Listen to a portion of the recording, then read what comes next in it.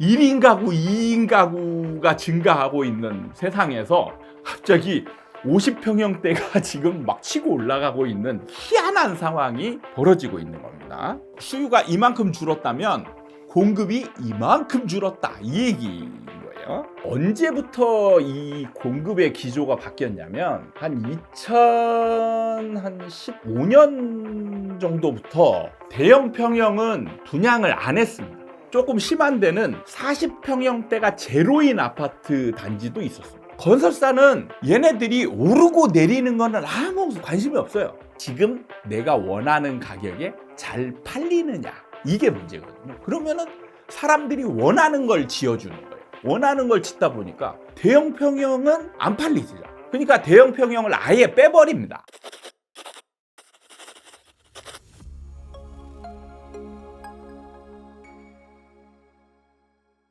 하나, 둘, 셋.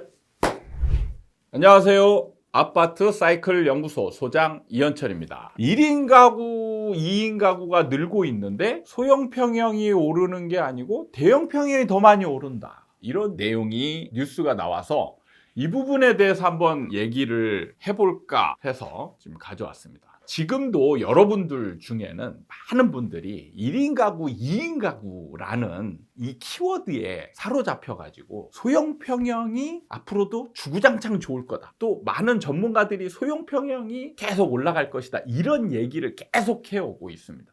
이게 이제 완전히 절대 진리처럼 이제 자리를 잡고 있는데 시장에서는 이것과 다르게 희한한 상황이 벌어지고 있는 거죠. 대형 평형이 오르는데 대형이면 몇 평대 이상이 대형이냐? 보통 이제 40평대 이상을 대형 평형이라고 합니다. 그래서 30평형대가 중형으로 들어가고 대형은 40평형대 이상. 그런데 상승률이 40평형대가 높을까요? 50평형대가 높을까요? 40평형대보다 50평형대가 훨씬 더 상승률이 높게 기록되고 있습니다.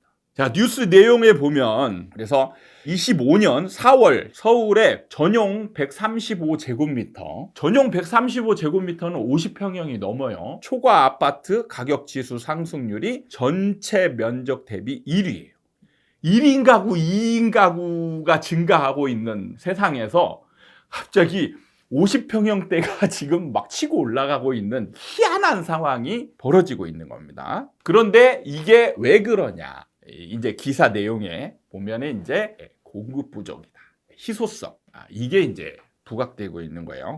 2020년에서 25년까지 서울 신규 입주 중 85제곱미터 초과 물량 비중이 9.6%에 불과하다. 1인 가구, 2인 가구의 증가로 인해서 그 대형 평형에 대한 수요, 그러니까 3인 가구, 4인 가구, 5인 가구, 이들의 수요는 줄었지만 수요가 이만큼 줄었다면 공급이 이만큼 줄었다, 이 얘기인 거예요. 그래서 공급 부족으로 지금 오르고 있다, 이런 얘기를 하고 있고, 근데 또 청약 시장에서는 2024년에 전국에 60제곱미터는 우리가 알고 있는 24평형입니다. 24평형 이하 평균 경쟁률은 30.2대 1이고 85제곱미터 초과 중대형은 7.4대 1에 불과하다. 무려 4배 차이가 날 정도로 청약 경쟁률은 소형에 집중되어 있어요. 청약이 이렇게 집중되어 있으면 소형이 올라가야 되는 거 아니야? 하는데 시장에서는 이제 대형이 오르고 있어요. 이게 여러분 입장에서는 이해하지 못할 상황이 벌어지고 있는 겁니다. 그런데 이런 상황이 일어날 거를 수년 전부터 미리 알고 있었어요. 그래서 앞으로 정확히 언제가 될지는 모르지만 대형 평형이 대세를 이루는 시장이 올 것이다, 이런 얘기를 미리 예견을 했었습니다. 저는 이제 분양을 했던 사람이잖아요. 언제부터 이 공급의 기조가 바뀌었냐면 한 2015년 정도부터 기조가 이미 바뀌어 버렸어요. 어떻게 바뀌었냐? 대형 평형은 분양을 안 했습니다. 예를 들어서 1000세대의 아파트를 분양을 하잖아요. 조금 심한 데는 40평형대가 제로인 아파트 단지도 있었습니다. 그러니까 소형평형, 25평형, 그 이하 10평형대, 20평형대, 그리고 30평형대까지는 있지만 40평형대가 아예 없는 그런 아파트 단지도 꽤 많았어요. 그리고 있다 해도 보통 5% 비율. 그러니까 1000세대 중에 5%면 몇 가구예요? 1000세대 중에 10%면 100가구죠. 5%면 50가구. 1000세대 중에 40평형대 이상이 한 50가구 정도밖에 안 되는 거예요. 그러니까 한 동의 그 전체도 아니고 한 라인. 50가구면 보통 요즘 아파트들이 한 30층 정도 짓잖아요. 그럼 두 호실, 한 라인이죠. 한 라인에 양쪽 호실 이 정도밖에 안 들어가는 거예요.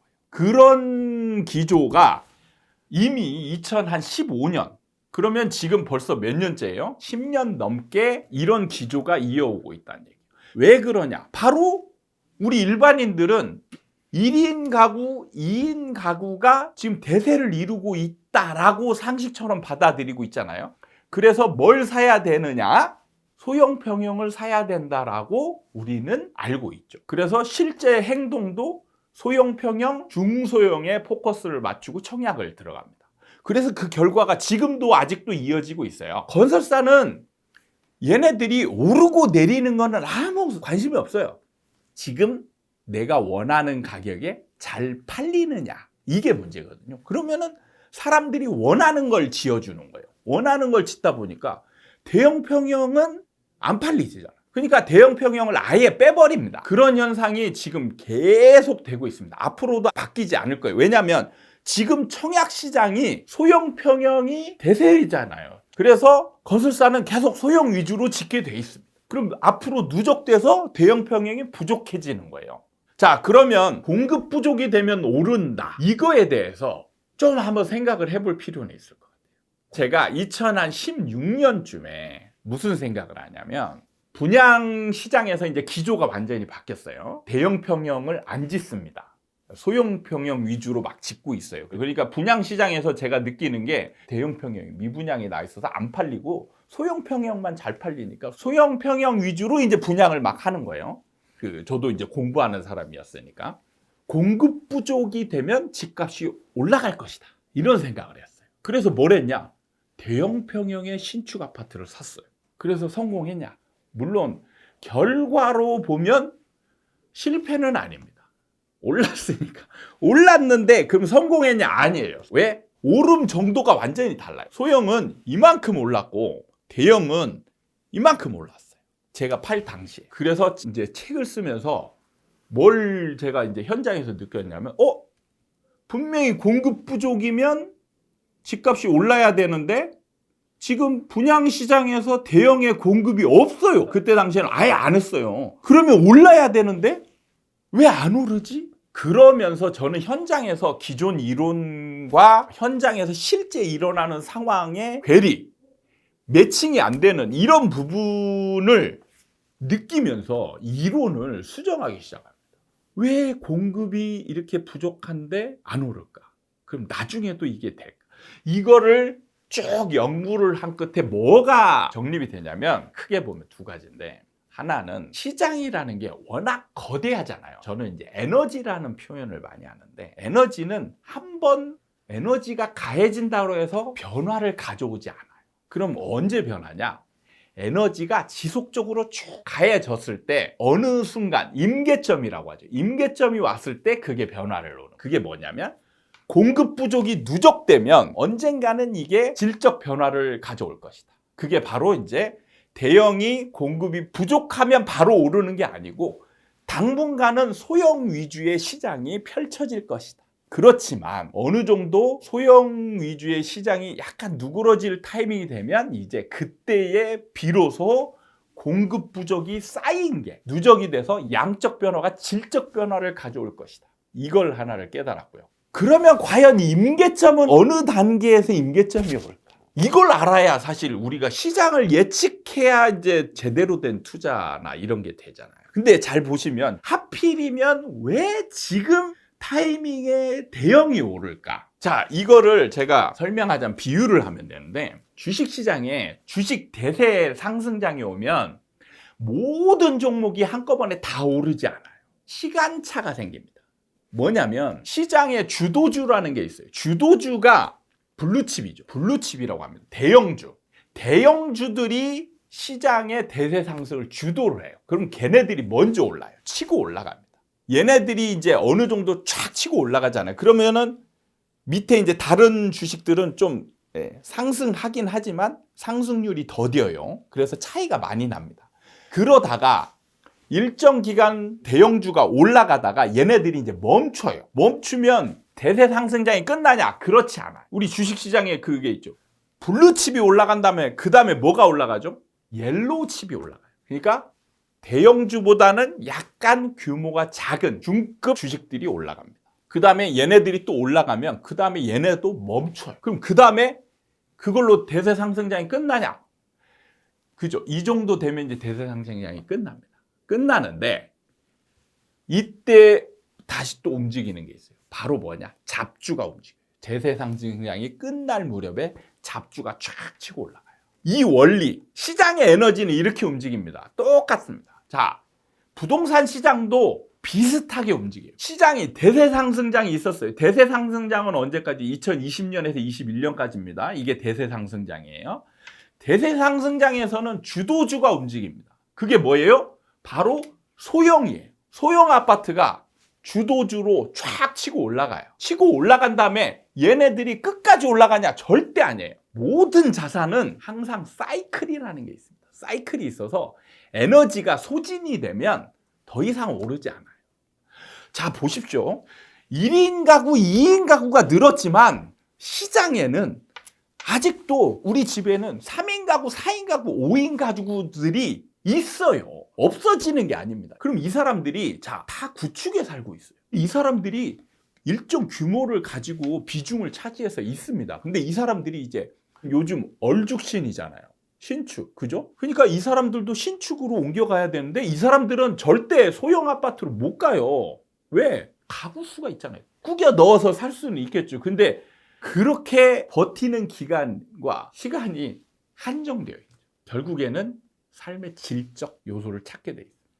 그래서 넓은 평형대로 그냥 안 오르더라도 난 일로 갈래. 가다 보면 이게 누적돼서 신축 공급은 거의 없었는데 수요는 줄긴 했지만 수요가 여전히 있다는 얘기예요. 우리는 이걸 간과한 겁니다. 항상 대세가 있으면 대세만 뭔가 움직이는 것처럼 보이지 이 숨어있는 소수, 샤이 이게 움직일 거라는 생각은 못하죠. 그게 이제 함정이에요. 저는 이거를 시장에서 보고 느끼면서 반드시 이런 상황이 올 거라고 예측을 했어요. 그 부분이 이제 서서히 나타나는 것이고 자 그럼 지금 대형이 대세냐? 아니에요. 그냥 이제 전환하는 과정. 전환이라는 게 뭐예요? 시장의 주도주가 바뀌는 겁니다. 저는 이미 옛날에 분양시장과 현장에 있으면서 2006년을 기점으로 소형과 대형이 바뀌는 과정을 경험했습니다. 근데 제가 2004년, 5년, 6년 이때에 대형 평형이 막 치고 올라갈 때 정말 궁금했어요. 왜냐하면 그때도 우리는 실거주 관점에서 가구수, 인구수로 그 흐름을 파악을 했단 말이에요. 그러면 대형이 올라갈 때 가구수, 5인 가구, 6인 가구 이게 많았고 이 사람들이 엄청 있었냐? 저는 그게 궁금했어요. 근데 현장에 있으면서 느끼는 건 그게 아니었어요. 제가 강의에서나 간간히 비유하는데 자 노인 두 분만 있는데 이 노인 두 분이 2006년에 집을 살 때의 이유와 2019년, 20년에 노인 두 분만 있는데 집을 살 때 이유가 완전히 달라요. 뭐라고 하냐면 이때 노인 부부들은 제가 궁금해서 진짜 물어봤어요. 노인 두 분이 50평대 막 60평대를 사요. 아니 저는 도저히 이해가 안 됐습니다. 근데 이분들이 60평대, 70평대 집을 살 이유가 있나요? 한 20평대만 있어도 충분할 것 같은데 저는 이해가 안 됐어요. 그래서 물어봤습니다. 그랬더니 이유가 진짜 똑같아요. 뭐냐면 분가한 자녀들이 있습니다. 이 사람들이 집에 놀러 오잖아요. 자고 갈 방이 있어야지. 그러면 그 방을 그냥 비워둔단 말이에요? 아니 그게 어째서 뭐 그런가 보다 그랬어요. 근데 또 신기한 일이 벌어진 게 저는 이제 그 기억을 가지고 있잖아요. 이제 2019년 막 이럴 때 노인 두 분이 또 집을 사는데 20평을 사요. 그래서 물어봤어요. 왜 20평 사냐? 아니 옛날에는 노인분들이 자녀들 이렇게 오면 자고 가야 된다고 해서 좀 큰 걸 샀거든요. 근데 왜 20평을 사세요? 했더니 아 귀찮아 집에 오지 말라 그래. 그걸 보면서 제가 뭘 느꼈냐? 이 순서가 바뀌었구나라는 걸 깨달았어요. 뭐냐면 이분들은 이유 때문에 사는 게 아니고 사야 될 물건이 정해져 있는 거예요. 뭐냐? 2005년, 6년도에는 대형 평형이 주도를 했기 때문에 당연히 대형 평형을 사야 되는 거였어요. 그럼 대형 평형을 사야 되는데 뭔가 매칭이 안 되잖아요. 2명밖에 없는데 2인 가구인데 그러면 뭐예요? 적절한 이유를 갖다 붙이는 거예요. 소형 평형이 인기가 좋을 때는 그냥 거기에 따른 이유를 1인 가구, 2인 가구 때문이야. 나도 2명이 살잖아. 4인 가구들이 20평대를 사요. 그게 그러니까 시장의 흐름대로 살 거를 정해놓고 하는 거지 1인 가구, 2인 가구 때문만은 아니더라라는 거를 저는 시장에서 깨달았어요. 그래서 1인 가구, 2인 가구 때문에 소형이 주도를 이룰 것이다. 전문가들이 다 그렇게 했어요. 그런데 저는 이건 분명히 반드시 바뀐다. 왜? 이게 주된 요인이 아니라는 거죠. 그냥 핑계라는 거예요. 지금까지는 소형이 주도하는 시장으로 정해져 있어요.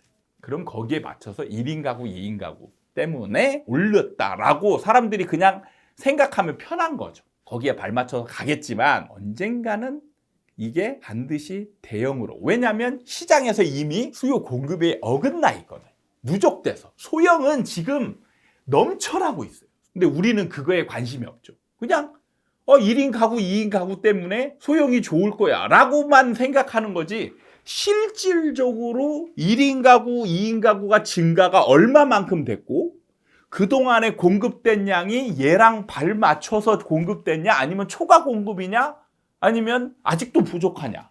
지금 이미 시장에서는요 소형은 초과 공급입니다.